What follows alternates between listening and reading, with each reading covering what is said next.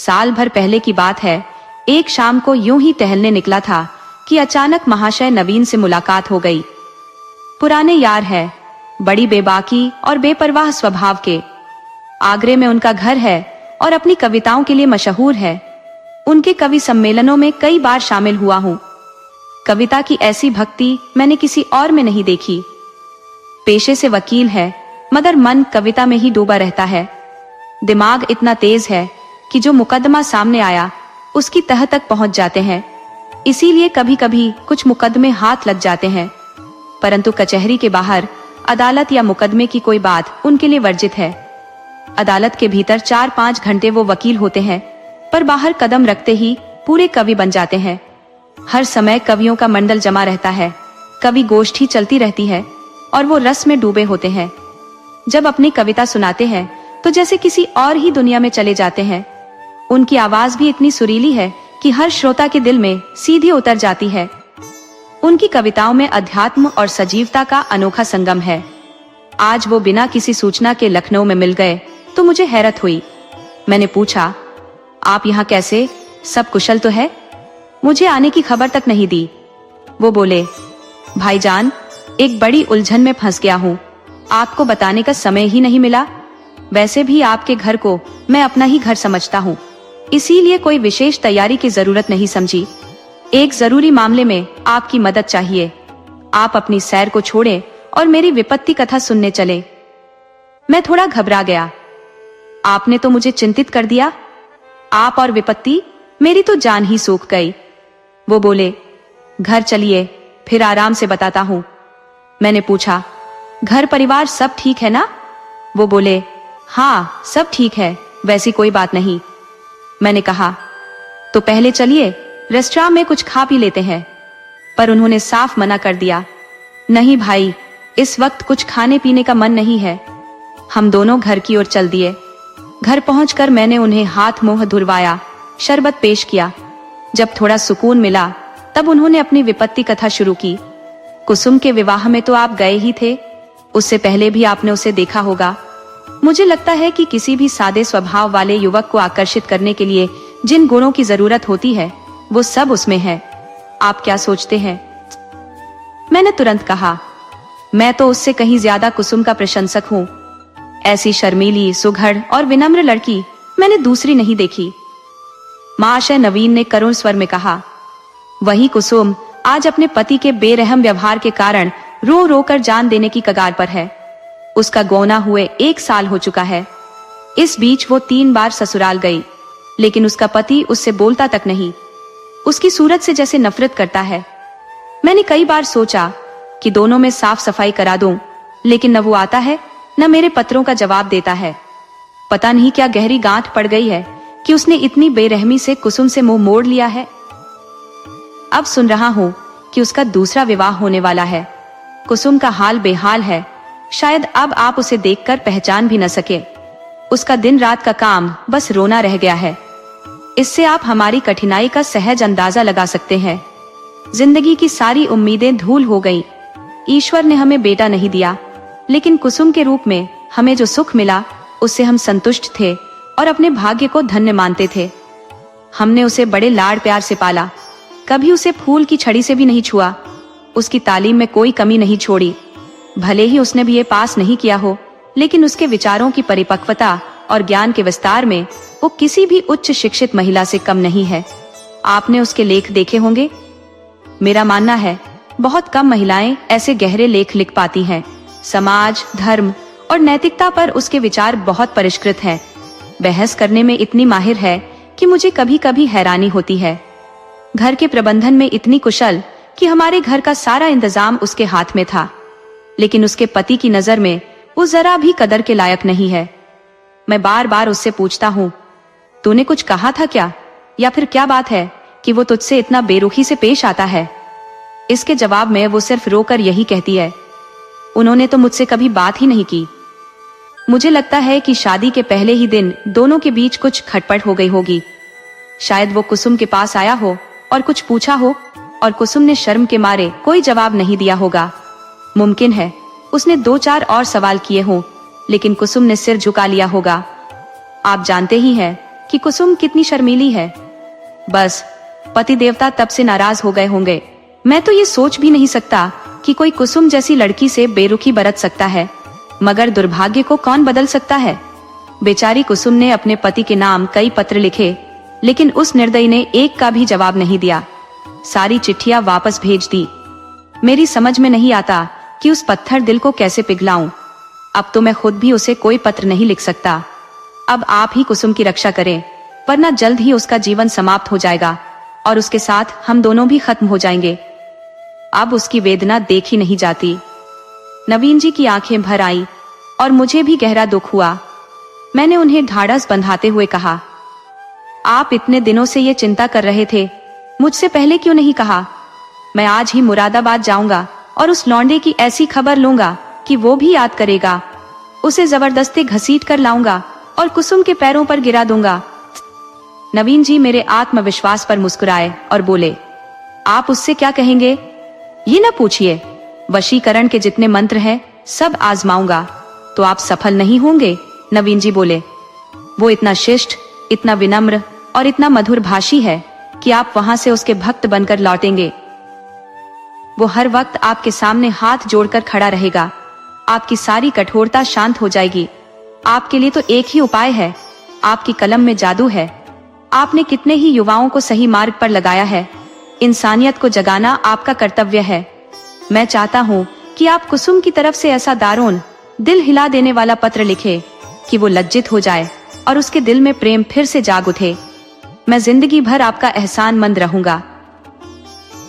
नवीन जी कवि स्वभाव के इंसान थे।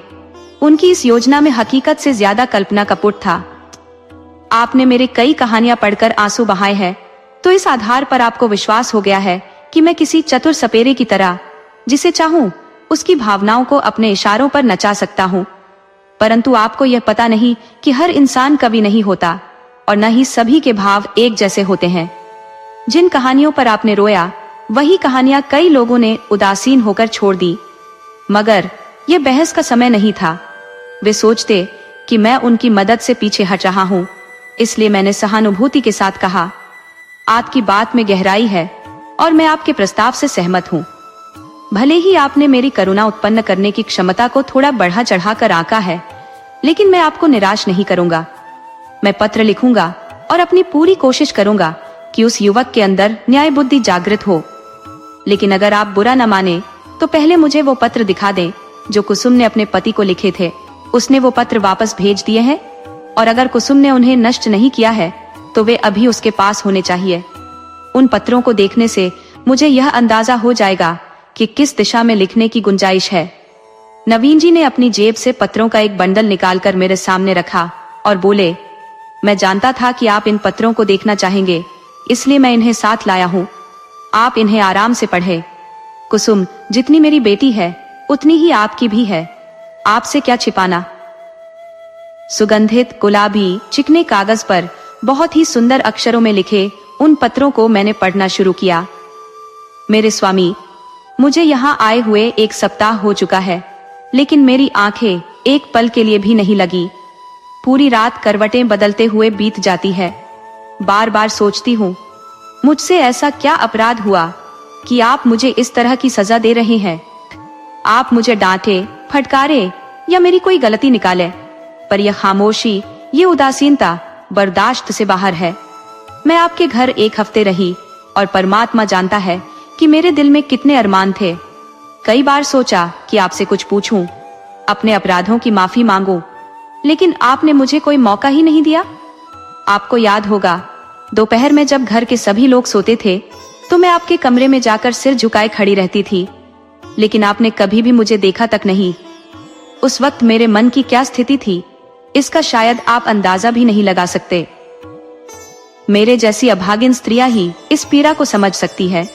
मैंने अपनी सहेलियों से उनकी सुहागरात की कहानियां सुन सुनकर अपने मन में एक स्वर्ग की कल्पना की थी, जिसे आपने बड़ी निर्दयता से ध्वस्त कर दिया। मैं आपसे पूछती हूँ, क्या मेरा आपके ऊपर कोई अधिकार नहीं है? अदालत भी किसी दोषी को सजा देने से पहले आरोप लगाती है, गवाहियां सुनती है, पर आपने तो मुझे कोई मौका ही नहीं दिया। मुझे मेरी गलती का पता चल जाता तो मैं उससे सचेत हो जाती, मैं आपके चरणों पर गिरकर माफी मांगती। मैं शपथ पूर्वक कहती हूँ, मुझे कुछ भी नहीं पता कि आप क्यों नाराज हो गए। संभव है आप अपनी पत्नी में जिन गुणों की तलाश कर रहे हो वो मुझ में न हो। हाँ, मैंने अंग्रेजी नहीं पढ़ी, न मैं अंग्रेजी सभ्यता के तौर तरीकों से वाकिफ हूँ, न ही मैं अंग्रेजी खेल खेलना जानती हूँ। मुझ में और भी कई कमियां हो सकती हैं। मैं जानती हूँ कि मैं आपके योग्य नहीं थी। आपको मुझसे कहीं अधिक रूपवती, गुणवान और बुद्धिमान पत्नी मिलनी चाहिए थी, लेकिन मेरे स्वामी सज्जा अपराधों के लिए मिलनी चाहिए, कमियों के लिए नहीं। फिर भी मैं तो आपके इशारे पर चलने को तैयार हूँ। आप बस मेरा साथ दीजिए, फिर देखिए मैं अपनी सभी कमियों को कितनी जल्दी पूरा कर सकती हूँ। आपका प्रेम भरा तिरस्कार मेरे रूप में नई चमक, मेरी बुद्धि में तीव्रता और मेरे भाग्य को नई शक्ति प्रदान कर देगा।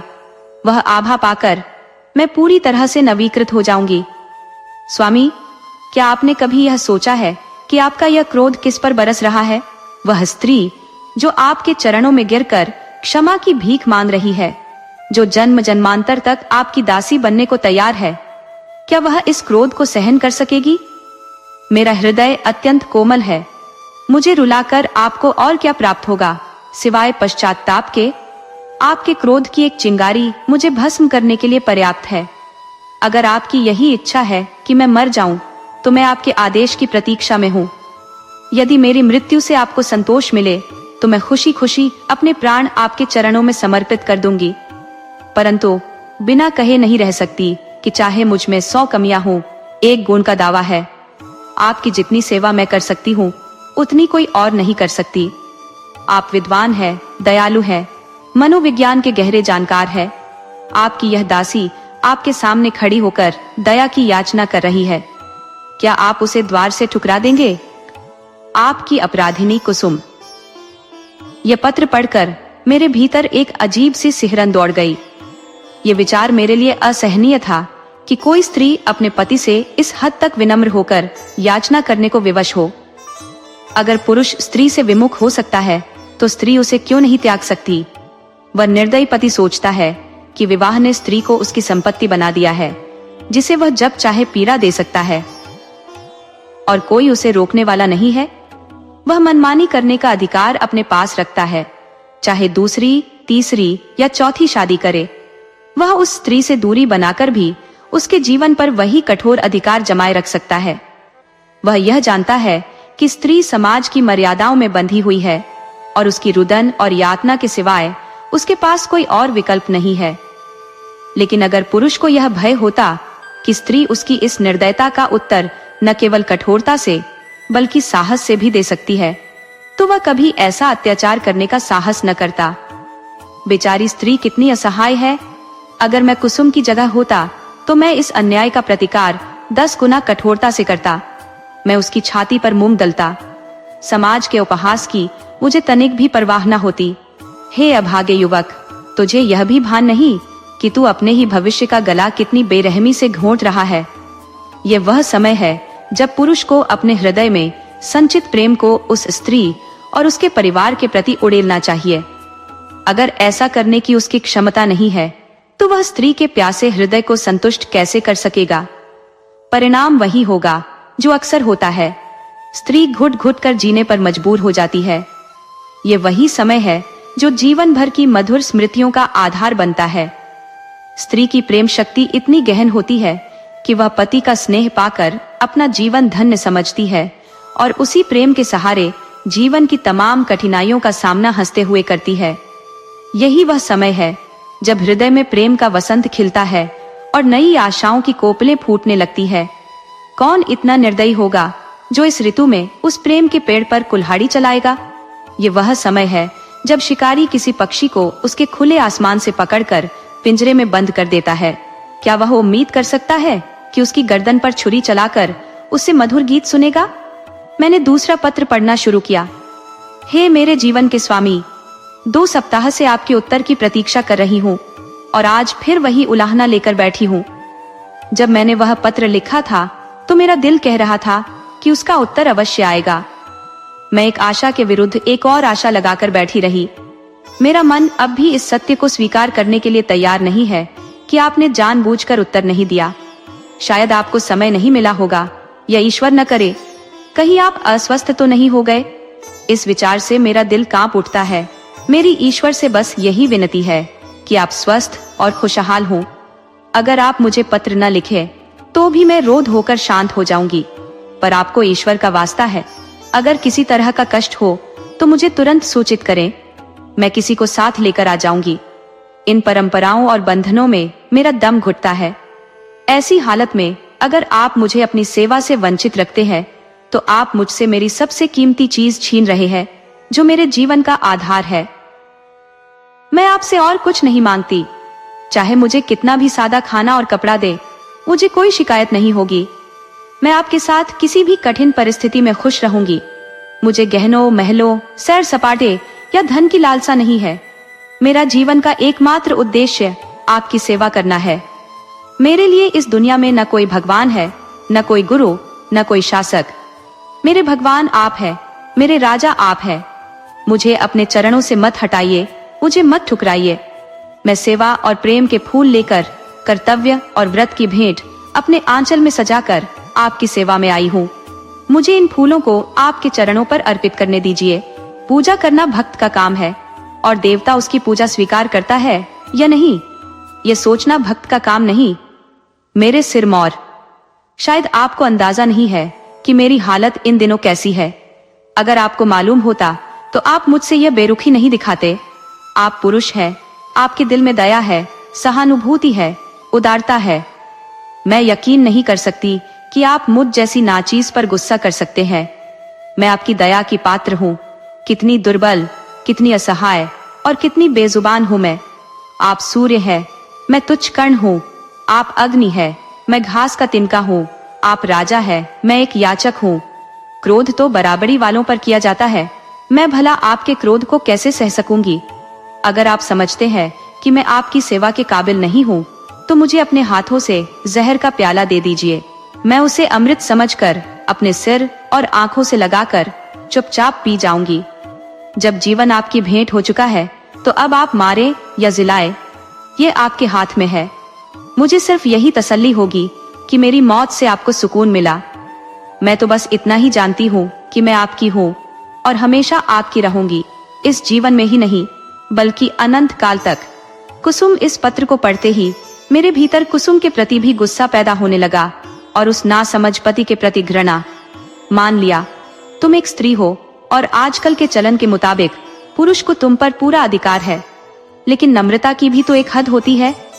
अगर वह तुम्हारा हाल नहीं पूछता तो तुम्हें भी उसकी परवाह नहीं करनी चाहिए। हमने स्त्रियों को धर्म और त्याग का पाठ पढ़ाकर उनके आत्मसम्मान और आत्मविश्वास को कुचल दिया है।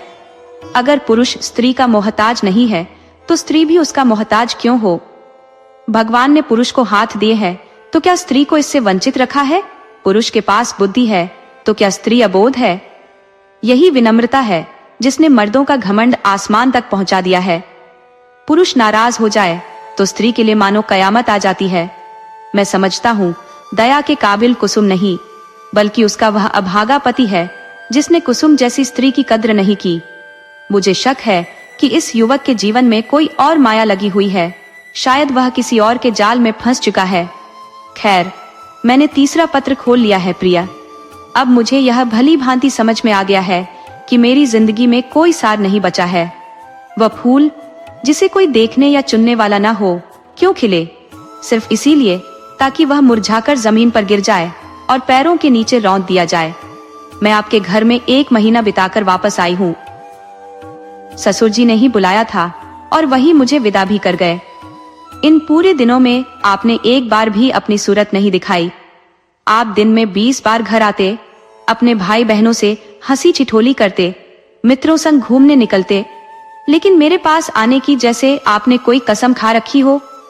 मैंने कितनी बार संदेश भेजे, कितनी विनती की, यहाँ तक कि बिना शर्म किए आपके कमरे में चली गई, पर आपने कभी मेरी ओर नजर भी नहीं उठाई। मैं सोच भी नहीं सकती थी कि कोई इंसान इतना कठोर दिल वाला हो सकता है।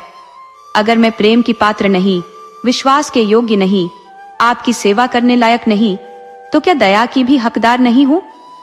मैंने कितनी मेहनत से आपके लिए रसगुल्ले बनाए थे, लेकिन आपने उन्हें छुआ तक नहीं। जब आप मुझसे इतने विमुख हैं तो मेरे लिए जीने का कोई मकसद नहीं रह जाता। न जाने कौन सी उम्मीद है जो मुझे अभी तक जिंदा रखे हुए है। ये कैसा अन्याय है कि आप सजा तो देते हैं लेकिन मेरा अपराध नहीं बताते। ये कैसी नीति है? इस पूरे महीने में मैंने मुश्किल से 10 दिन आपके घर में भोजन किया होगा। मैं इतनी कमजोर हो गई हूँ कि चलती हूँ तो आंखों के सामने अंधेरा छा जाता है। मेरी आंखों में अब ज्योति ही नहीं रही, जैसे मेरे दिल में खून का बहाव ही रुक गया हो। खैर, जितनी चाहो सताओ मुझे, इस अन्याय का अंत एक न एक दिन तो होगा। अब तो मेरी सभी उम्मीदें मृत्यु से जुड़ी हुई है। मुझे अब ऐसा लग रहा है कि जब मेरी मौत की खबर आपको मिलेगी तो आप खुशी से उछल पड़ेंगे, एक हल्की सांस लेंगे। आपकी आंखों से एक भी आंसू नहीं गिरेगा। लेकिन ये आपकी गलती नहीं, मेरा दुर्भाग्य है। शायद पिछले जन्म में मैंने कोई बड़ा पाप किया था। मैं चाहती हूँ कि मैं भी आपकी तरह आपको नजरअंदाज कर सकूं, आपसे मुंह फेर सकूं, दिल फेर सकूं, लेकिन पता नहीं क्यों मुझ में वो ताकत नहीं है। क्या लता कभी बिना वृक्ष के खड़ी रह सकती है? वृक्ष को तो सहारे की जरूरत नहीं होती, लेकिन लता तो केवल वृक्ष से लिपटने के लिए बनी है। उसे वृक्ष से अलग कर दो और वह सूख जाएगी। मैं अपने अस्तित्व की कल्पना आपके बिना नहीं कर सकती। मेरे जीवन की हर गति, हर विचार, हर अभिलाषा में आप हैं। मेरा जीवन एक वृत्त है और आप उसका केंद्र। मैं वह माला हूँ जिसके हर फूल में आप धागे की तरह गूंथे हुए हैं। धागे के बिना माला के फूल बिखर जाएंगे और धूल में मिल जाएंगे। मेरी एक सहेली है शन्नो, उसका इस साल विवाह हुआ है। जब उसका पति ससुराल आता है तो उसके पैर जमीन पर नहीं पड़ते। दिन में कितनी ही बार वह रूप बदलती है, उसका चेहरा खिल उठता है, उसके उल्लास का कोई ठिकाना नहीं होता। वह हमें अभागों को अपने आनंद में भीगने का अवसर देती है। जब वह आकर मेरे गले से लिपटती है तो उसकी खुशी और दीवानगी में मैं भी डूब जाती हूँ। वे दोनों अपने प्रेम में ऐसे मस्त हैं जैसे उनकी दरिद्रता भी उनकी खुशी के आड़े न आए। इस अखंड प्रेम के एक पल की तुलना में संसार की कौन सी वस्तु ठहर सकती है? मैं जानती हूँ ये रंगीन लम्हे और बेकदरी ज्यादा दिन तक नहीं रहेंगी। जीवन की चिंताएं और निराशाएं इनको भी पछाड़ देंगी, लेकिन ये मीठी यादें उस संचित धन की तरह होंगी जो अंत तक इनका संबल बनेंगी। प्रेम में भीगी हुई सूखी रोटियां, प्रेम से रंगे हुए मोटे वस्त्र और प्रेम के प्रकाश से आलोकित छोटी सी कुटिया, इस अभावग्रस्त जीवन में भी वह मिठास, वह सौंदर्य और वह आराम रखते हैं जो शायद स्वर्ग के देवताओं को भी न मिल पाता हो। जब शन्नो का पति अपने घर लौट जाता है तो वह किस कदर फूट फूट कर रोती है कि मेरा दिल भर आता है। उसके पत्र आते हैं तो ऐसा लगता है जैसे उसे कोई अद्भुत दौलत हाथ लग गई हो। उसके आंसुओं में भी एक मिठास होती है, उसके असफलताओं में भी एक रस होता है, उसके तानों में भी एक अधिकार झलकता है। उसके आंसू उमंग और उत्तेजना के होते हैं, मेरे आंसू निराशा और गहरे दुख के। उसकी व्याकुलता में प्रतीक्षा और उल्लास है, मेरी व्याकुलता में लाचारी और असहायता। उसके उलाहनों में ममता और अधिकार है, मेरे उलाहनों में टूटन और करुण क्रंदन। पत्र लंबा होता जा रहा है लेकिन दिल का बोझ हल्का नहीं हो रहा। भीषण गर्मी पड़ रही है। दादा मुझे मसूरी ले जाने की सोच रहे हैं। उन्हें मेरी कमजोरी से टी.बी. का शक हो रहा है। उन्हें पता नहीं कि मेरे लिए मसूरी तो क्या, स्वर्ग भी एक काल कोठरी है। तुम्हारी अभागिन कुसुम मेरे पत्थर के देवता, कल ही मसूरी से लौट आई हूँ। लोग कहते हैं ये बड़ा स्वास्थ्यवर्धक और रमणीय स्थान है। हो सकता है, पर मैं तो एक दिन भी कमरे से बाहर नहीं निकली। टूटी आत्माओं के लिए ये संसार ही सूना है। कल रात मैंने एक मजेदार सपना देखा था, बताऊं? पर क्या फायदा, न जाने क्यों अब भी मुझे मौत से डर लगता है। उम्मीद की एक पतली डोरी मुझे अब भी जीवन से जोड़े हुए है। जीवन के बाग के द्वार तक पहुंचकर बिना सैर किए लौट आना कितना दर्दनाक है। अंदर कौन सी सुषमा है, कौन सा आनंद है, पर मेरे लिए वह द्वार हमेशा के लिए बंद हो चुका है। कितनी उमंगों के साथ मैं आनंद उठाने चली थी, कितनी तैयारियों के साथ, पर मेरे पहुंचते ही दरवाजा बंद हो गया।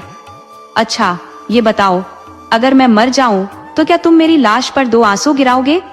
जिसकी पूरी जिंदगी की जिम्मेदारी तुमने ली थी, जिसे हमेशा के लिए थामने का वचन दिया था, क्या उसके साथ इतना भी एहसान नहीं करोगे? मरने वालों के पाप हमेशा माफ कर दिए जाते हैं। तुम भी मुझे माफ कर देना। आकर मेरे शव को अपने हाथों से नहलाना, सुहाग का सिंदूर अपने हाथ से लगाना और मेरी बाहों में सुहाग की चूड़ियां पहनाना। मेरे मुंह में गंगा जल डालकर मेरे पार्थिव शरीर को 2-4 कंधे दे देना। बस मेरी आत्मा को शांति मिल जाएगी और तुम्हें आशीर्वाद देगी। मैं वादा करती हूँ मालिक के दरबार में तुम्हारी प्रशंसा करूंगी। क्या यह भी भारी सौदा है? इतने से रीति रिवाजों से तुम अपनी सारी जिम्मेदारियों से मुक्त हो जाओगे। आह, अगर मुझे यकीन हो जाए कि तुम इतना करोगे तो मैं कितनी खुशी से मौत को गले लगा लूं। लेकिन मैं तुम्हारे साथ अन्याय नहीं करूंगी। तुम कितने भी कठोर हो, इतने निर्दयी तो नहीं हो सकते। मुझे विश्वास है कि इस खबर को सुनते ही तुम आओगे और शायद एक पल के लिए मेरी मृत्यु पर तुम्हारी आंखें नम हो जाएंगी।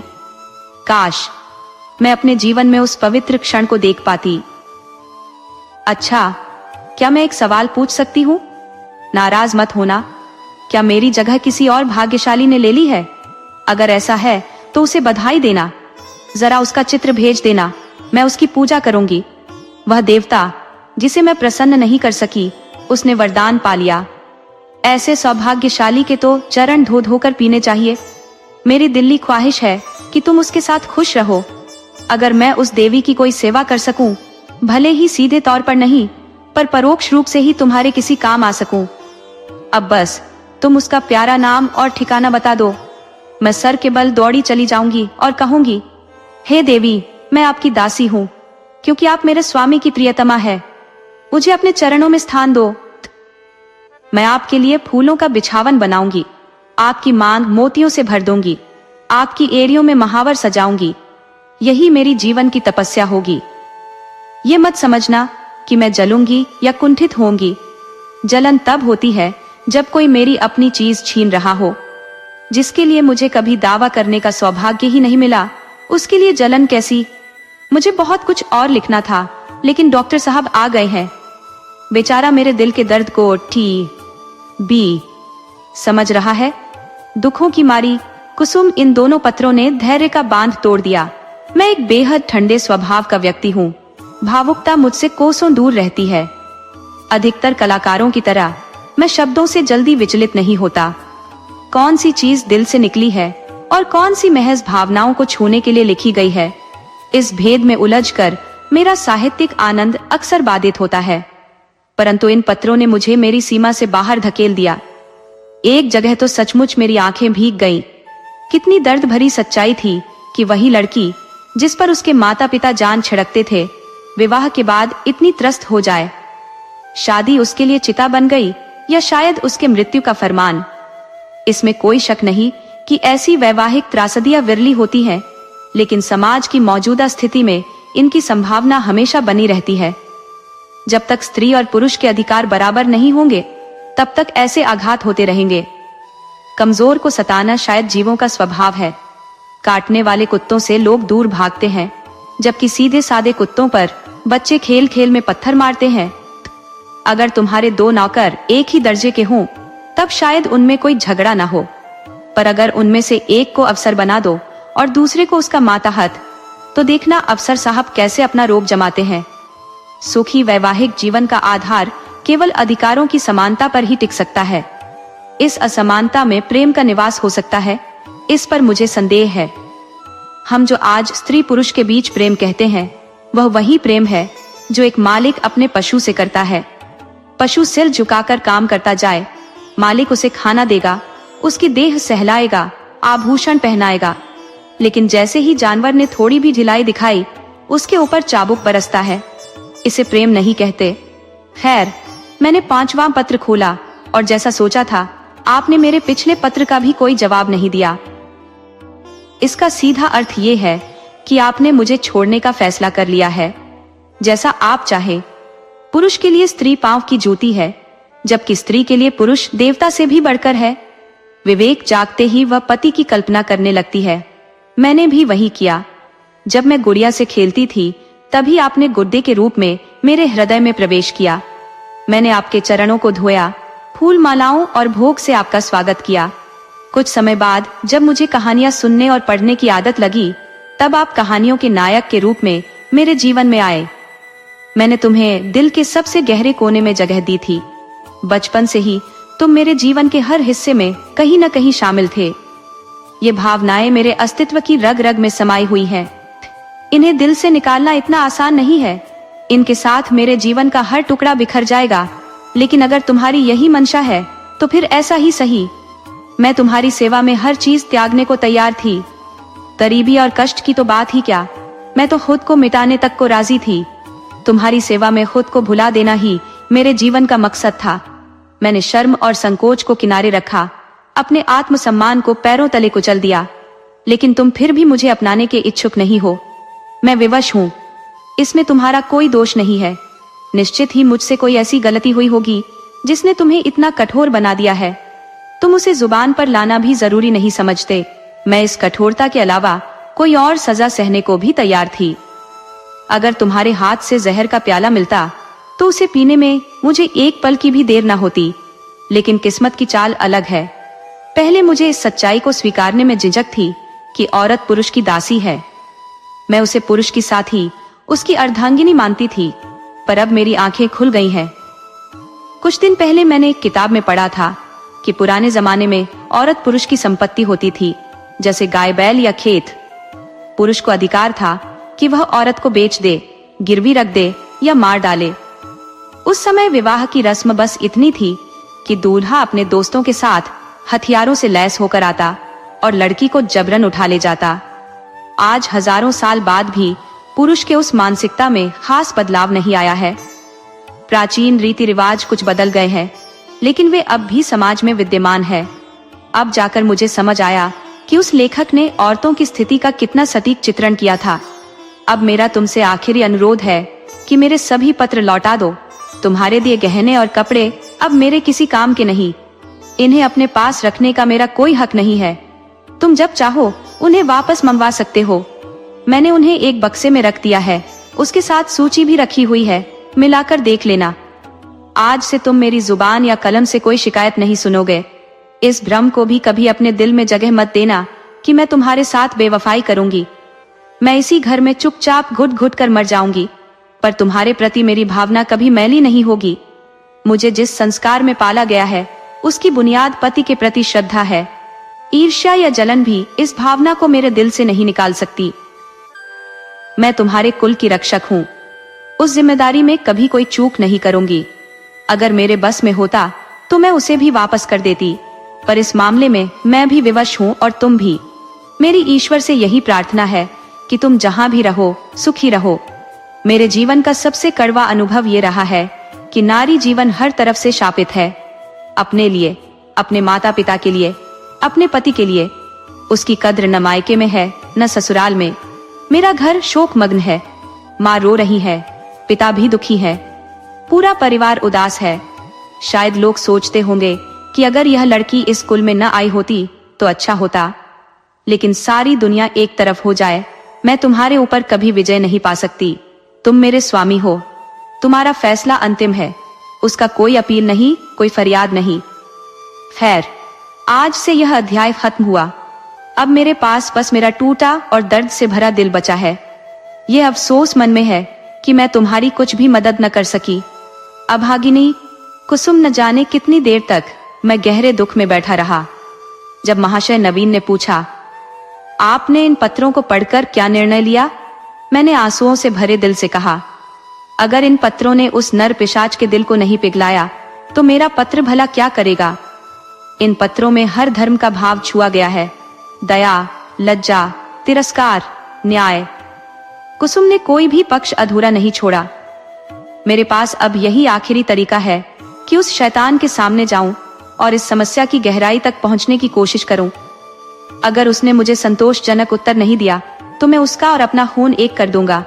या तो मुझे फांसी होगी या वह काले पानी जाएगा। कुसुम ने जिस धैर्य और साहस का परिचय दिया है वह सराहनीय है। आप उसे दिलासा देंगे। मैं आज रात की गाड़ी से मुरादाबाद जाऊंगा और परसों तक जैसी भी परिस्थिति होगी उसकी आपको खबर दूंगा। मुझे तो यह व्यक्ति चरित्रहीन और बुद्धिहीन लग रहा है। मैं उस गुस्से में जाने क्या क्या बड़बड़ाता रहा। इसके बाद हम दोनों ने खाना खाया और स्टेशन पहुंचे। वह आगरा गए और मैंने मुरादाबाद का रास्ता लिया। उनके दिल में अब भी डर था कि मैं क्रोध में कोई मूर्खता न कर बैठूं। बहुत समझाने पर उनका दिल थोड़ा शांत हुआ। सुबह मुरादाबाद पहुंचकर मैंने जांच शुरू कर दी। इस युवक के चरित्र के बारे में जो संदेह था वह गलत निकला। मोहल्ले, कॉलेज और उसके दोस्तों में सब उसकी तारीफ करते थे। हालात और उलझते दिखे। शाम को मैं उसके घर पहुंचा। जिस सादगी से वह दौड़कर मेरे पैरों पर झुका, वह दृश्य मैं नहीं भूल सकता। इतना वाकपटु, शिष्ट और विनम्र युवक मैंने पहले कभी नहीं देखा था। बाहरी और आंतरिक स्वभाव में इतना बड़ा अंतर पहले कभी महसूस नहीं हुआ था। मैंने कुछ औपचारिक बातें की और फिर कहा, तुमसे मिलकर अच्छा लगा, लेकिन आखिर कुसुम ने ऐसा कौन सा अपराध किया है कि तुम उसे इतनी कठोर सजा दे रहे हो? उसने तुम्हें कई पत्र लिखे, तुमने एक का भी उत्तर नहीं दिया। वह 2-3 बार यहाँ भी आई, पर तुमने उससे बात तक नहीं की। क्या यह उस निर्दोष लड़की के साथ अन्याय नहीं है? युवक ने शर्मिंदा होते हुए कहा, ये अच्छा होता कि आप यह सवाल न उठाते। इसका जवाब देना मेरे लिए बेहद कठिन है।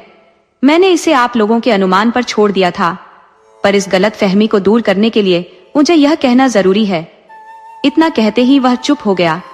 बिजली की रोशनी के चारों ओर तरह तरह के कीट पतंगे मंडराने लगे थे। कुछ झींगुर उड़ते हुए चेहरे पर आकर गिरते और फिर मानो अपनी विजय का संदेश देकर उड़ जाते। एक बड़ा सा कीट मेज पर बैठा था, शायद कूदने की तैयारी कर रहा था। युवक ने एक पंखा लाकर मेज पर रख दिया, जिसने कीटों को यह दिखा दिया कि मनुष्य उतना कमजोर नहीं है जितना वे समझ रहे थे। कुछ ही पल में सब साफ हो गया और फिर कोई भी हमारी बातों में हस्तक्षेप करने वाला न रहा।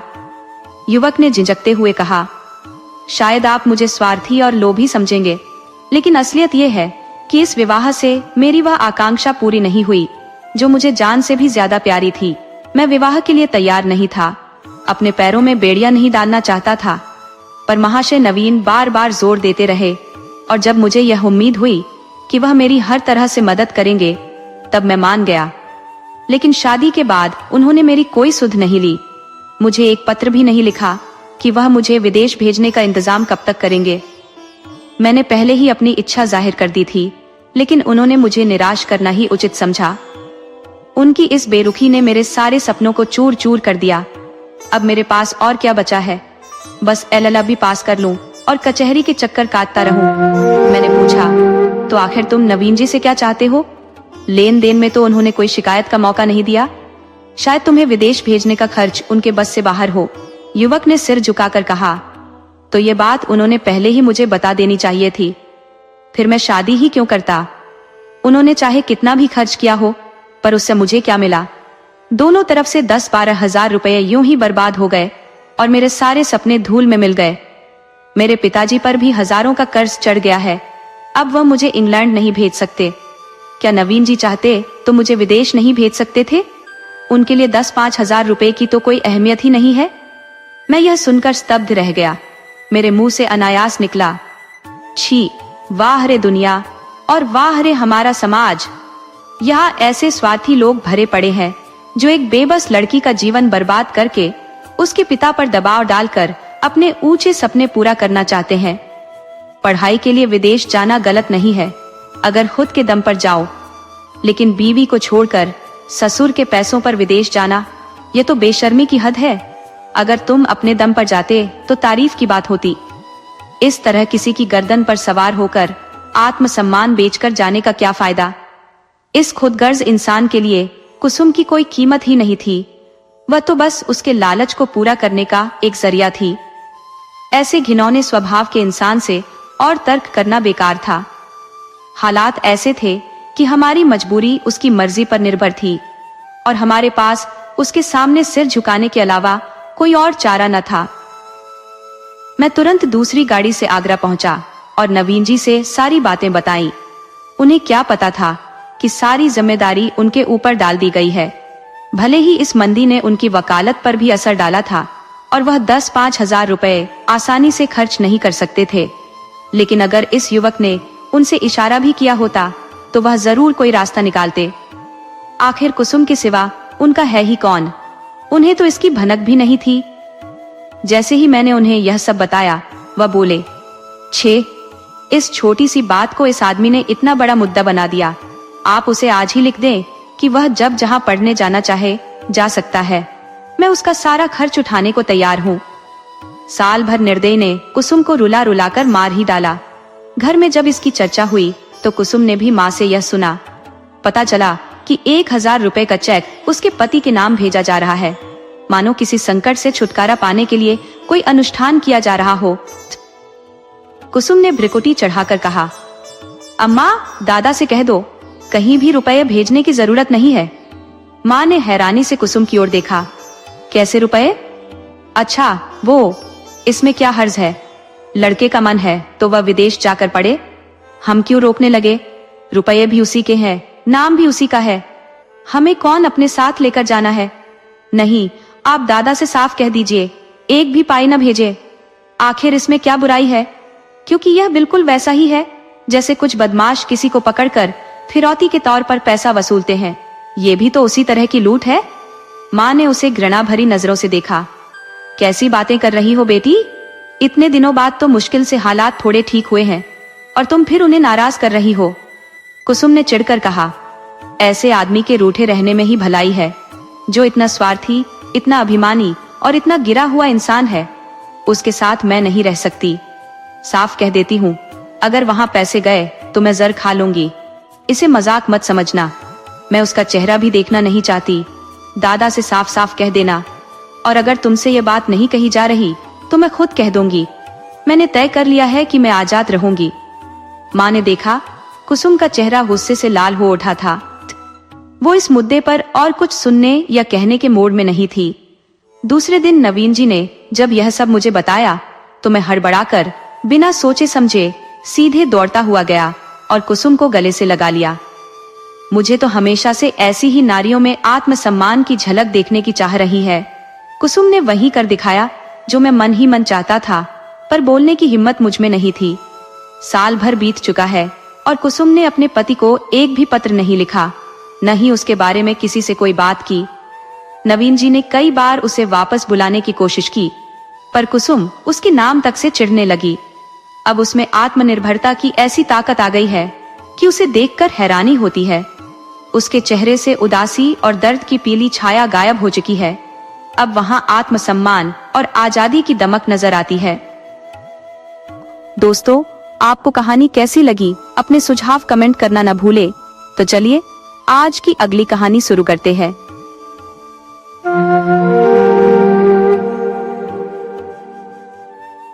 सेठ नानकचंद को आज फिर से वही लिफाफा मिला।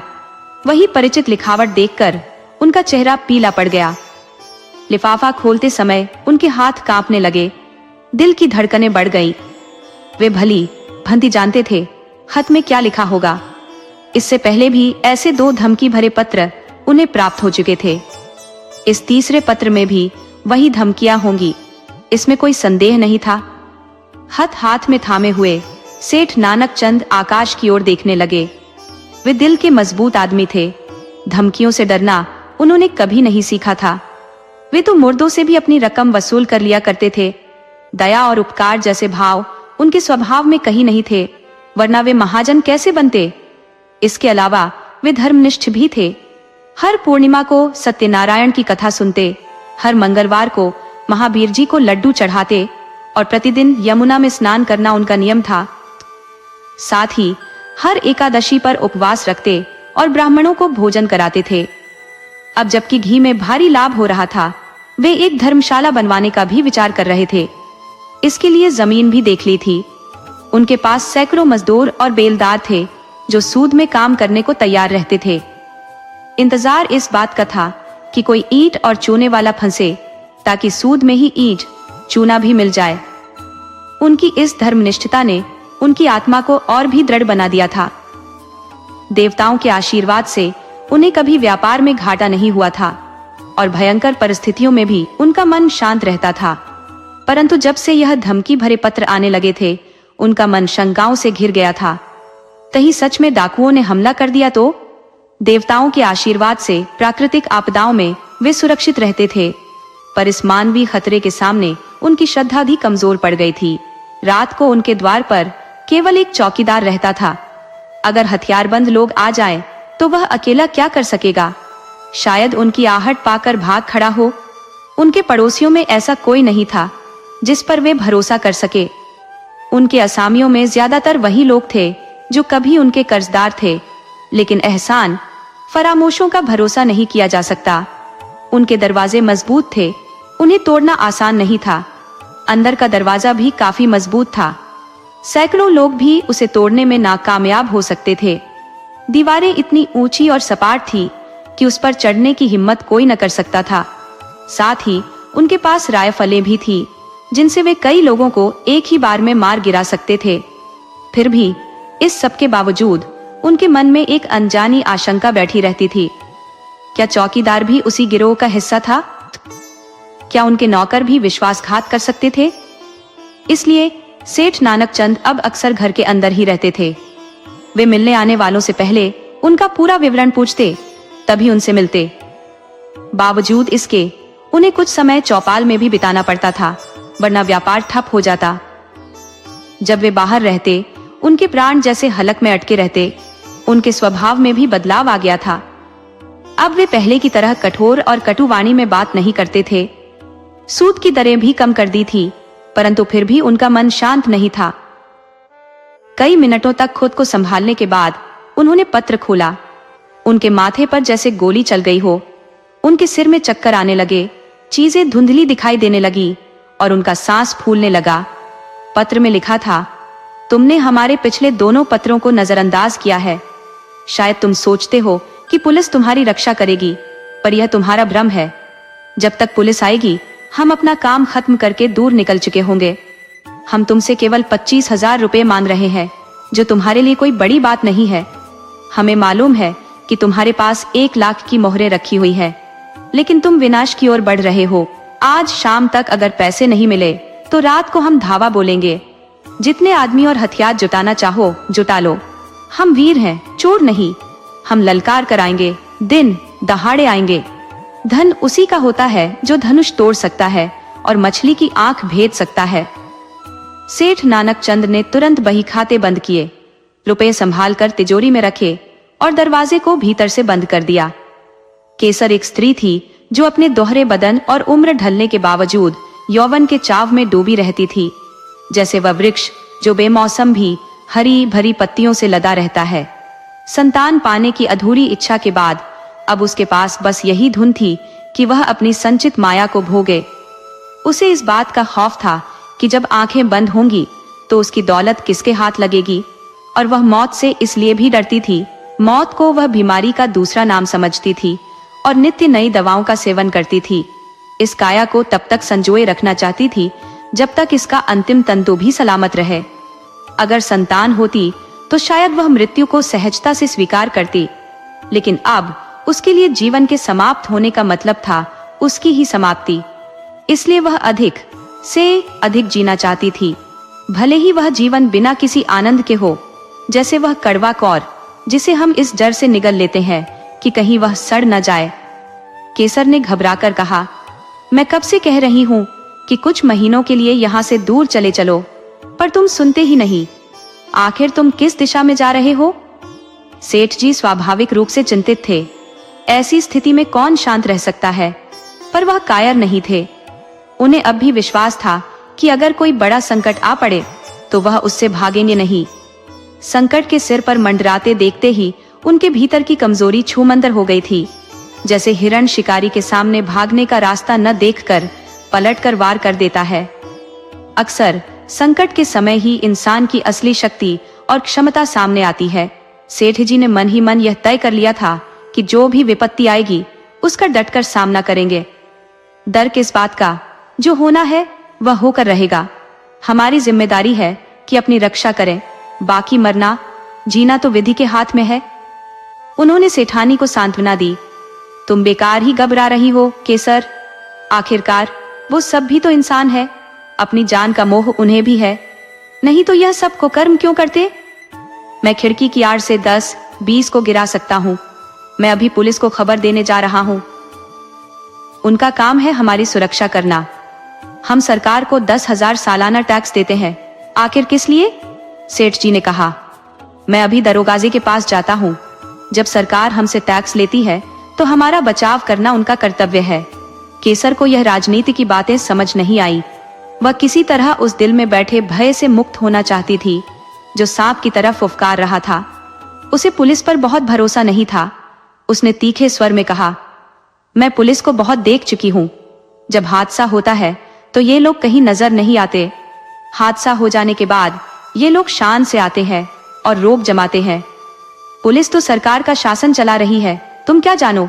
सेठ जी बोले, मैं कह रही हूं कि अगर कल हादसा होने वाला है तो तुम आज पुलिस को खबर दोगे तो वो हादसा आज ही हो जाएगा। उनका भी लूट के माल में हिस्सा होता है। मैं जानता हूं, देख चुका हूं और रोज देखता हूं, पर मैं सरकार को 10,000 सालाना टैक्स देता हूं। पुलिस वालों की खातिरदारी भी करता हूं। अभी झाड़ों में जब सुपरिंटेंडेंट साहब आए थे तो मैंने कितना कुछ भेजा था, एक कनस्तर घी और एक बोरी चीनी। ये सब दावतें और भेंट किस दिन काम आएंगी? सेठ जी ने कहा, लेकिन इंसान को दूसरों के भरोसे नहीं बैठना चाहिए, इसलिए मैंने सोचा कि तुम्हें भी बंदूक चलाना सिखा दूं। हम दोनों अगर बंदूक चलाने लगे तो डाकुओं की क्या मजाल है कि भीतर कदम रख सके। ये प्रस्ताव केसर को हास्यास्पद लगा। मुस्कुराते हुए उसने कहा, हाँ और क्या, अब मैं बंदूक चलाना सीखूंगी। तुम्हें हर समय मजाक ही सूझता है। इसमें मजाक की क्या बात है? आजकल तो महिलाएं भी फौज बना रही हैं, सिपाहियों की तरह कवायद करती हैं, बंदूक चलाती हैं। अब औरतों के घर में बैठने का जमाना नहीं रहा। विलायत की औरतें बंदूक चलाना जानती होंगी, मगर यहाँ की औरतें बस जुबान चलाना आता है। उसने तंज कसते हुए कहा, यहाँ की औरतों ने वीरता के ऐसे ऐसे काम किए हैं कि इतिहास के पन्ने उनकी शौर्य गाथाओं से भरे पड़े हैं। आज जब लोग वह किस्से पढ़ते हैं तो हैरान रह जाते हैं। अरे वह तो पुरानी बातें हैं, अब कहाँ ऐसी बहादुर औरतें हैं? उसने हंसते हुए जवाब दिया, वाह, हजारों औरतें हैं जो अपने घरों को छोड़कर हंसते हंसते जेल चली गई। क्या ये वीरता नहीं थी?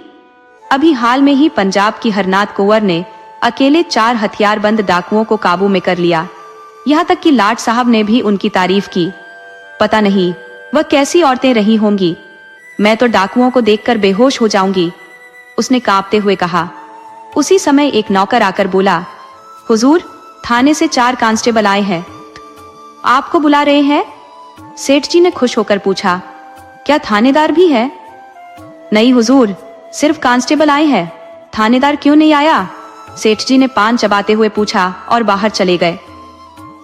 जैसे ही सेठ जी बाहर निकले, चारों कांस्टेबलों ने आदर पूर्वक झुककर सलाम किया, जैसे किसी बड़े अफसर को सैल्यूट कर रहे हों। सेठ जी ने उन्हें बेंचों पर बिठाया और बोले, दरोगाजी का मिजाज कैसा है? मैं तो उनसे मिलने वाला था। चारों में जो सबसे बुजुर्ग कांस्टेबल था, जिसकी आस्तीन पर कई बिल्ले लगे हुए थे, वह बोला, आप क्यों तकलीफ करते हुजूर? वह खुद ही आने वाले थे, पर एक जरूरी तहकीकात आ गई, इस वजह से रुक गए। कल आपसे मिलने की योजना है। डाकुओं की खबरों से बेचारे बहुत परेशान हैं। आपकी तरफ हमेशा उनका ध्यान रहता है। कई बार कहा है कि मुझे सबसे ज्यादा चिंता सेठ जी की है। सेठ जी ने लापरवाही से कहा, अजी, ऐसी चिट्ठियां आती रहती हैं, कौन परवाह करता है? 3 खत आ चुके हैं, लेकिन मैंने किसी से इसका जिक्र भी नहीं किया। कांस्टेबल हल्के से मुस्कुराया और बोला, दरोगाजी को खबर मिल चुकी थी साहब। सचमुच? जी हाँ हुजूर, यहाँ की छोटी से छोटी खबर तक उन्हें मिलती रहती है। यहाँ तक मालूम हुआ है कि कल आपके मकान पर हमला होने वाला है। दरोगाजी ने मुझे इसलिए आपकी सेवा में भेजा है। मगर खबर कैसे पहुंची? मैंने तो किसी से कहा ही नहीं। कांस्टेबल रहस्यमयी मुस्कान के साथ बोला, हुजूर, ये न पूछे, इलाके के सबसे बड़े सेठ के पास खत आए और पुलिस को खबर ना हो, ये कैसे हो सकता है? फिर ऊपर से हमेशा ताकीद आती रहती है कि सेठ जी को कोई शिकायत का मौका न दिया जाए। सुपरिंटेंडेंट साहब ने खास तौर पर आपके लिए ताकीद की है। और हुजूर, सरकार भी तो आपकी मदद से चलती है। जाए, अगर सेठ साहूकारों की जान माल की हिफाजत न की जाए तो फिर कैसी सरकार? कांस्टेबल गंभीर स्वर में बोला, लेकिन ये डाकू इतने निडर हैं, उनकी संख्या इतनी बड़ी है कि थाने के बाहर उनसे मुकाबला करना मुश्किल है। दरोगाजी गार्ड मंगाने की बात सोच रहे थे, मगर ये डाकू कहीं टिकते नहीं है। आज यहाँ है तो कल 200 कोस दूर। इस हालत में गार्ड का क्या करें? इलाके की रियाया की उतनी फिक्र नहीं है, मगर आप जैसे बड़े लोगों की हिफाजत करना हमारी जिम्मेदारी है। इसीलिए दरोगाजी ने कहा है कि आपके पास जो भी कीमती चीजें हैं उन्हें सरकारी खजाने में जमा करा दे। आपको उसकी रसीद मिल जाएगी, ताला और मुहर आपके ही पास रहेगी। जब हालात ठीक हो जाए तो वापस ले लीजिएगा। इससे आपको भी इत्मीनान रहेगा और हम भी अपनी जिम्मेदारी से बच जाएंगे। वरना खुदा न करे कुछ हो जाए तो नुकसान सिर्फ आपका ही नहीं, हमारी भी जवाबदेही आ जाएगी। और ये डाकू सिर्फ माल असबाब ही नहीं, जान भी लेते हैं, घर में आग लगाते हैं, यहाँ तक कि औरतों की इज्जत तक लूटते हैं। कांस्टेबल की आवाज में सिहरन थी। हुजूर, आप तो जानते हैं होता वही है जो तकदीर में लिखा होता है। आप तो वाकई किस्मत वाले इंसान हैं। डाकू आपका कुछ बिगाड़ने की हिम्मत भी नहीं कर सकते। पूरा कस्बा आपकी जान की हिफाजत के लिए हाजिर है। आपकी पूजा, धर्म, कर्म और श्रद्धा खुदा की नजरों में है। शायद इसी वजह से आप जिस मिट्टी को छू लें वह सोने में तब्दील हो जाती है। लेकिन समझदारी तो इसी में है कि आदमी अपनी सुरक्षा को लेकर सजग रहे।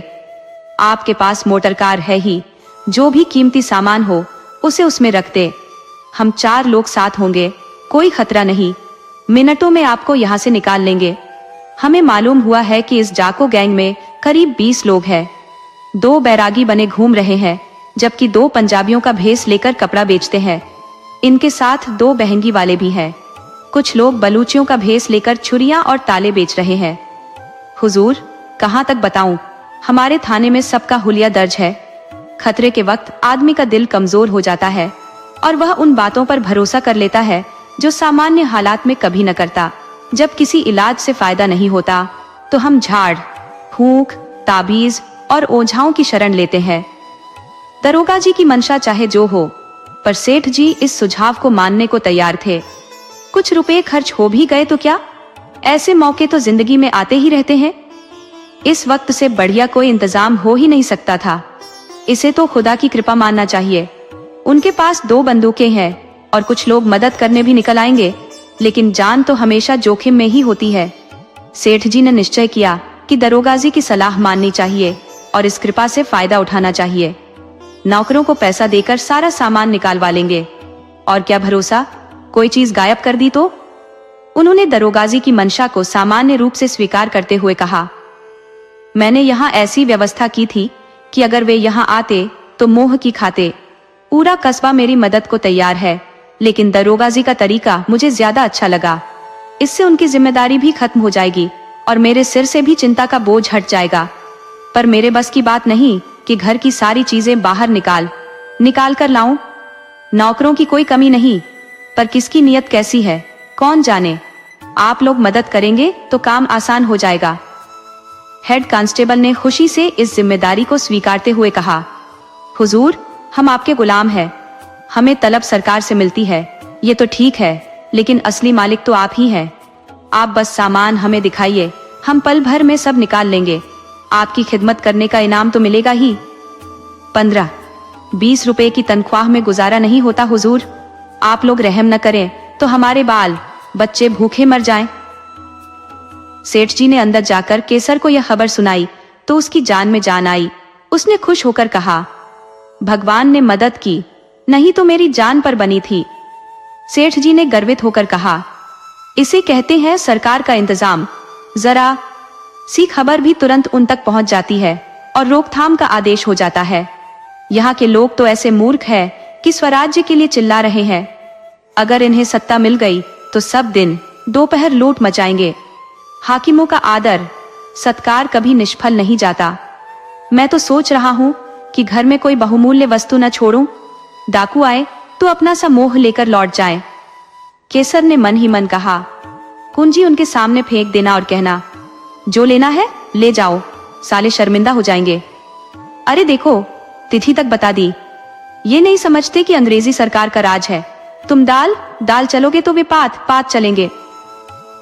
समझते होंगे कि धमकी से डर जाएंगे। 3 कांस्टेबल आए और उन्होंने सेफ और संदूकें निकालनी शुरू की। एक बाहर सामान कार में लाद रहा था और दूसरा हर चीज को नोटबुक में दर्ज कर रहा था। आभूषण, नोट, कीमती कपड़े, शॉल सब कार में रख दिए गए। लोहे, लकड़ी के फर्नीचर के अलावा घर में कुछ नहीं बचा जो डाकुओं के लिए बेमोल था। सेठ जी ने खुद केसर का सिंगारदान उठाया और हेड के हाथों में देते हुए बोले, इसका बहुत ध्यान रखना भाई। हेड ने वह सिंगारदान लेते हुए जवाब दिया, हुजूर, आपके लिए एक तिनका भी कीमती है, मेरे लिए भी। सेठ जी के मन में एक हल्का सा संदेह जागा। उन्होंने पूछा, खजाने की चाबी तो मेरे ही पास रहेगी, है ना? जी हाँ, मैंने पहले ही अर्ज किया था, पर यह सवाल आपके मन में क्यों आया? हेड ने जवाब दिया, बस ऐसे ही पूछ लिया। सेठ जी थोड़े लज्जित हुए। अगर आपके मन में कोई शक है तो हम यहाँ भी आपकी सेवा में हाजिर हैं, पर हम कोई जिम्मेदारी नहीं लेंगे। नहीं हेड साहब, कोई शंका नहीं है, बस ऐसे ही पूछ लिया। क्या मुझे सूची मिल जाएगी? फेहरिस्त आपको दरोगाजी के दस्तखत के साथ थाने में मिल जाएगी, हेड ने सहजता से कहा। कार में सारा सामान ठूस दिया गया था और कस्बे के सैकड़ों लोग तमाशा देख रहे थे। कार बड़ी थी, लेकिन इतनी भरी हुई थी कि सेठ जी के लिए मुश्किल से जगह निकाली गई। चारों कांस्टेबल सीट पर सिमट कर बैठे और कार चल पड़ी। केसर द्वार पर ऐसे खड़ी थी जैसे उसकी बेटी विदा हो रही हो। बेटी जो ससुराल जा रही थी, लेकिन साथ ही अपना घर सूना कर रही थी। थाना 5 मील दूर था। कस्बे से बाहर निकलते ही पहाड़ों का नीरव सन्नाटा था, जिसके दामन में एक हरा भरा मैदान फैला हुआ था। उस मैदान के बीच से लाल मोरम की सड़क सांप जैसी लहराते हुए गुजर रही थी। हेड ने सेठ जी से पूछा, सेठ जी, क्या यह सच है कि आज से 25 साल पहले आपके पिता सिर्फ एक लोटा लेकर यहाँ आए थे? सेठ जी ने गर्व से कहा, हाँ, ये बिल्कुल सच है। मेरे पास कुल 3 रुपए थे, उसी से मैंने आटे दाल की दुकान खोली। सब भगवान की दया है।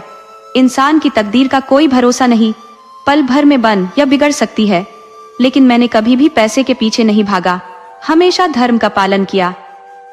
आपकी बात 100% सही है सेठ जी, आपको तो मूर्त बनाकर पूजना चाहिए।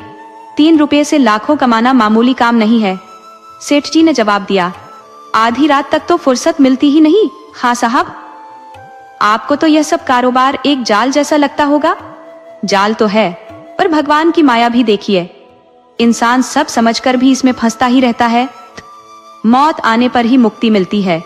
बस एक ही अभिलाषा है कि कुछ ऐसा कर जाऊं जिसे लोग याद रखे। क्या आपके कोई औलाद नहीं हुई? नसीब में नहीं थी। हाँ साहब, और क्या कहूं। जिनके घर में खाने को नहीं है, उनके यहाँ बच्चे घास फूस की तरह पैदा होते हैं। जिनके पास सब कुछ है, वे संतान के लिए तरसते हैं। आप बिल्कुल सही कह रहे हैं सेठ जी। जीवन का असली मजा तो बच्चों में है। जिनके आगे कोई नहीं, उनके लिए पैसा किस काम का। ये सब ईश्वर की इच्छा है खां साहब। मेरा बस चलता तो इस माया जाल से भाग जाता, एक क्षण भी न रुकता, कहीं तीर्थ में जाकर भगवान की भक्ति करता। पर क्या करूं, ये माया जाल तोड़ना मुश्किल है। एक बार दिल मजबूत करके सब क्यों नहीं छोड़ देते। सब कुछ उठाकर गरीबों में बांट दीजिए। साधु संतों को नहीं, बल्कि उन लोगों को जिनकी जिंदगी बोझ बन गई है, जिनकी एकमात्र इच्छा है कि मौत आए और उनकी विपत्ति का अंत कर दे। हाँ साहब, यह माया जाल तोड़ना इंसान के बस की बात नहीं है। जब ईश्वर की इच्छा होती है, तभी मन में वैराग्य आता है। आज ईश्वर ने आप पर अपनी कृपा की है। हम इस माया के जाल को मकड़ी के जाले की तरह तोड़ने और आपको मुक्त कराने के लिए भेजे गए हैं।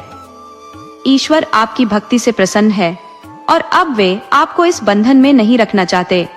वे आपको जीवन से परे की मुक्ति देना चाहते हैं। अगर ऐसा हुआ तो फिर क्या कहना खां साहब, सेठ जी ने बड़ी मुश्किल से कहा। खां साहब ने गंभीरता से जवाब दिया, सेठ जी, ईश्वर की यही कृपा है, यकीन मानिए। इसी वजह से उन्होंने हमें इस मृत्युलोक में तैनात किया है। हम पहले भी कई माया जाल में फंसे लोगों की बेड़ियां काट चुके हैं। आज आपकी बारी है। सेठ जी की नसों में जैसे खून का दौरा रुक गया।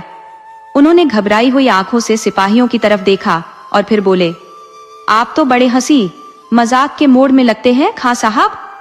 खां साहब ने एक हल्की हंसी के साथ कहा, हमारा जीवन सिद्धांत है कि किसी को तकलीफ न दी जाए, लेकिन जो लोग धन के पीछे पड़े होते हैं, उनका दिमाग उल्टा होता है। वे अपने उद्धारकर्ता को भी अपना दुश्मन समझने लगते हैं।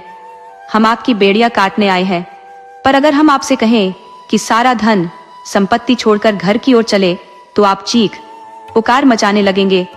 हम वही ईश्वर के नियुक्त फौजदार हैं, जिनकी खबरें आपको पहले ही मिल चुकी हैं। ये सुनते ही सेठ जी ऐसे लगे जैसे आसमान से जमीन पर गिर पड़े हों। उनकी सारी इंद्रियां जैसे काम करना बंद कर गई और इसी हालत में उन्हें गाड़ी से बाहर धकेल दिया गया। मोटर तेजी से आगे बढ़ने लगी। सेठ जी की चेतना लौटी। वे बदहवास होकर गाड़ी के पीछे दौड़े और पुकारने लगे, हुजूर, सरकार, हम बर्बाद हो जाएंगे, दया कीजिए, घर में एक भी पैसा नहीं बचा है। हेड साहब ने खिड़की से हाथ बाहर निकाला और 3 रुपये जमीन पर फेंक दिए। गाड़ी की रफ्तार और तेज हो गई। सेठ जी ने अपना सिर पकड़ लिया और विक्षिप्त नेत्रों से मोटर कार को जाते देखा, जैसे कोई मृतात्मा स्वर्गारोहण के समय अपने जीवन को देखती हो। उनके जीवन का सपना अब उनसे कोसों दूर जा चुका था। दोस्तों, आपको कहानी कैसी लगी? अपने सुझाव कमेंट करना न भूले। तो चलिए आज की अगली कहानी शुरू करते हैं।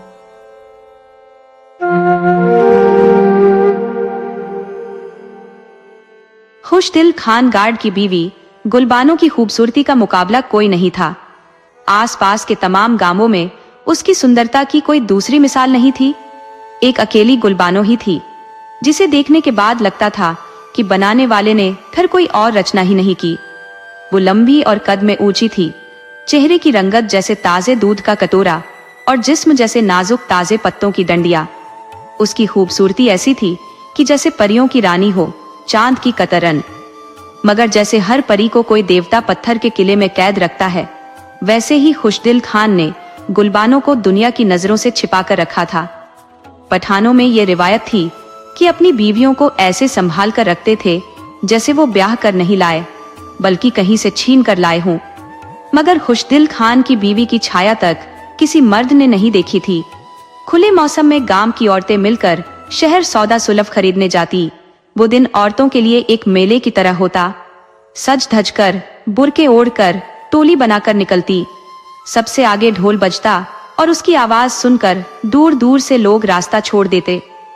गांव से बाहर जाते ही जहां कोई डर न रहता, औरतें नकाब उठा लेती और फिर उनके मेहंदी लगे पाम ढोल की थाप पर नाचने लगते, मानो उनके अंदर का सारा जमा हुआ उल्लास पामों के जरिए जमीन पर छलक पड़ता हो। जैसे जैसे ये टोली आगे बढ़ती, राह में जो भी गांव आता वहां की औरतें भी शामिल हो जाती। लेकिन जब वो खुशदिल खान के गांव गड़ी महाज खां पहुंचती तो सबके दिल में एक टीस सी उठने लगती। वो दर्द गुलबानो के दिल में भी एक गहरी चुभन बन जाता। गांव की सारी औरतें तो साथ होती, मगर बेचारी गुलबानो घर की दीवारों में कैद रहती। खुशदिल खान ने कभी उसे बाहर जाने की इजाजत ही नहीं दी थी। सारी औरतें खुशदिल खान के घर जाती, जहां गुलबानो अपने पिंजरे में बंद रहती। फिर उसके आंगन में ढोल बजने लगता और औरतें नाचना शुरू कर देती। वहां सेब, अमरूद, मक्का, किशमिश, काजू, गुड़ और मिठाइयां बांटी जाती। सब मिलकर खाते गाते और अपनी खुशी जाहिर करती। गुलबानो को देखकर ऐसा लगता जैसे आसमान पर बादल आकर गिर गए हों। वो बादल जो न बरसते न छंटते, बस एक धुंधली उदासी फैलाकर सब रोक देते। ढोल की आवाज में भी एक दर्द सा छलकता और नाचती औरतों की एड़ियों से मानो कोई कराह निकल रही हो। गुलबानो की पीड़ा उन रातों जैसी थी जिनकी अंधेरी राहों पर कदम लड़खड़ा जाते हैं और जहां हर सितारे का जलता हुआ दुख एक जलते हुए कोयले की तरह सुलग उठता है। औरतें जब अपनी राह पकड़ लेती, गुलबानो को ऐसा महसूस होता जैसे उसके घर की मोटी दीवारें एक जलती हुई भट्टी हो, जिसमें उसका जीवन राख होकर बिखर जाएगा। खुशदिल खान के दोस्त अक्सर उसे समझाते कि उसे भी अपनी बीवी को बाकी औरतों के साथ जाने देना चाहिए, मगर वो किसी की नहीं सुनता था। लोग कहते, अरे गाय भैंसों को भी तो झुंड में बाहर भेजा जाता है, मगर वो जवाब देने के बजाय बस चुप्पी साधे रहता। जब भी औरतों का झुंड खुशदिल खान के घर के पास आता, उसका चेहरा गुस्से से तमतमा उठता। वह बिना बात हर किसी से झगड़ पड़ता, दफ्तर में अपने माताहतों पर गुस्सा निकालता और घर में नौकरों पर, बच्चों पर छोटी छोटी बातों पर चीखता और अपनी बीवी को ऐसी नजरों से देखता मानो वो कुछ भी नहीं। उसे बार बार एहसास दिलाता कि उसकी औकात क्या है, और अगर उसका रिश्ता खुशदिल खान से न हुआ होता तो उसका क्या होता। उसके गुस्से की आंधी घर के हर कोने में फैल जाती। कभी बर्तन तोड़ देता, कभी कोई और चीज फेंक देता, मानो जैसे कोई तूफान दरवाजे को धक्का देकर घर में घुस आया हो। लेकिन जैसे जैसे समय गुजरता, वो आंधी खुद ही शांत हो जाती और फिर सब कुछ पहले जैसा हो जाता। जिंदगी वही पुरानी पटरी पर चलने लगती, न कोई बदलाव, न कोई उम्मीद कि कुछ बदलने वाला है। गुलबानो अपने घर की उन दीवारों को मानो अपनी ही एक और खाल बना लेती जिसमें उसका वजूद सिमट चुका था। खुशदिल खान के घर में बरसों से एक आदमी चंदन दूध देने आया करता था।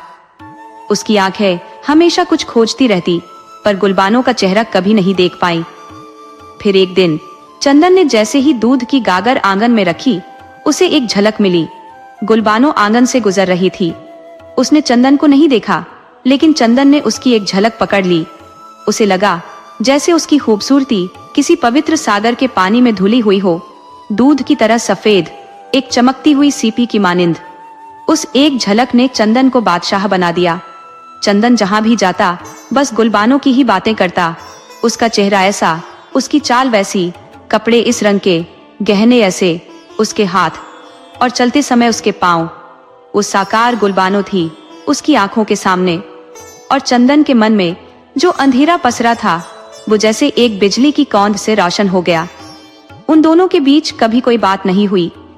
गुलबानो ने चंदन की ओर देखा तक नहीं, और चंदन को यूं लगा मानो ये सब एक खूबसूरत ख्वाब हो, ऐसा ख्वाब जो उसके दिल दिमाग, उसके ख्यालों और उसके पूरे वजूद पर हावी हो गया हो। इस ख्वाब की नर्म और गर्माहट भरी चादर के नीचे ढेरों अरमान, ख्वाहिशें और उम्मीदें अपनी पतली सी गर्दन निकालकर दुनिया को बिना किसी डर के हैरानी से देख रही थी, मानो ये नई दुनिया सिर्फ उनके लिए ही बनाई गई हो, ताजी, मीठी और बस उनके लिए ही खास। एक तरफ चंदन था जिसके दिल का दरवाजा गुलबानो की सिर्फ एक झलक से खुल गया और उसमें पूरा आसमान और धरती समा गए। दूसरी तरफ था खुशदिल खान, जिसने बरसों से गुलबानो को अपने पास रखा, फिर भी उसकी आत्मा पत्थर की तरह ठंडी रही, एक ऐसा पत्थर जो तपकर भी कभी पिघल नहीं पाया। गुलबानो की हालत भी कुछ ऐसी ही थी। वो खुशदिल खान के साथ होते हुए भी उससे मीलों दूर थी, और वहीं दूसरी तरफ चंदन से कोसों दूर रहते हुए भी उसके ख्यालों में डूबी हुई थी। एक दिन गुलबानो की सहेली ने उसे बताया कि दूध वाला चंदन हर जगह उसकी खूबसूरती के कसीदे पढ़ता फिर रहा है, उसके हाथों, पैरों, बालों और होठों की तारीफ में झूमता है। अगले दिन जब चंदन दूध की गागर से उसके घर की गागर में दूध डाल रहा था, तो गुलबानो ने दरवाजे की दरार से उसकी एक झलक देखी। उसे महसूस हुआ जैसे दूध की धार उसकी रूह में समा गई हो। अब जब गुलबानो आंगन में चलती तो उसके कदमों में एक नई थिरकन आ गई थी। उसकी जिंदगी में जैसे कोई संगीत बजने लगा था। गीत खुद ब खुद उसके होठों पर आने लगे। वो अपनी आंखें बंद कर मस्ती में खोई रहती, अपनी आत्मा के भीतर बहते हुए उस सुकून से भरे पानी में डूबी रहती। गुलबानो के दिल के सोने आंगन में एक नया पौधा उगने लगा, चंदन के प्यार का पौधा। उसकी बेनूर जिंदगी अब महक उठी थी, मानो बरसों की उदासी को इस प्यार की खुशबू ने भिगो दिया हो। उसकी आत्मा के सोने सागर में इश्क की एक बूंद टपकी, और वह बूंद अब एक अनमोल मोती बन गई थी। जब उस बार गांव की औरतें ढोल की थाप पर नाचते हुए उसके घर आईं, तो ढोल की आवाज में भी एक खुशी थी, और गुलबानो के चेहरे पर भी। उसे खुश देखकर बाकी औरतें भी खुश थी, और दूर नदी किनारे भैंसों को नहलाता चंदन भी। उस दिन अगर कोई खुश नहीं था तो वो था खुशदिल खान गार्ड।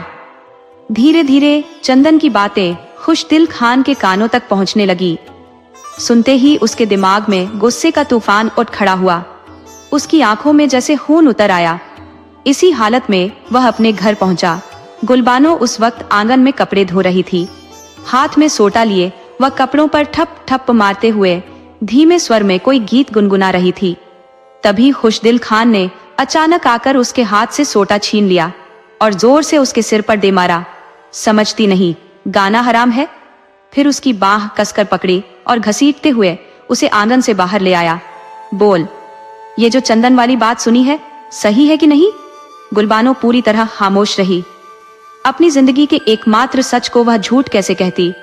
खुशदिल खान ने बिना कुछ सुने उसे घसीटते हुए सीढ़ियों से छत पर ले गया। चल, तुझे अभी चंदन से मिलवाता हूं। और एक झटके में उसे छत से धक्का दे दिया। गुलबानो धड़ाम से गली में आ गिरी। एक दर्द भरी चीख हवा में गूंजी और फिर सब शांत हो गया। चीख सुनते ही आसपास के लोग दौड़कर आए। खुशदिल खान छत से नीचे झांकता रहा। उसने देखा उसकी बीवी गली में नंगे चेहरे पड़ी है और लोग उसे घूर रहे हैं। वह तेजी से सीढ़ियों से उतरा, घर के अंदर से मोटी चादर उठाई और भागता हुआ गली में पहुंचकर गुलबानों के चेहरे पर वह चादर डाल दी।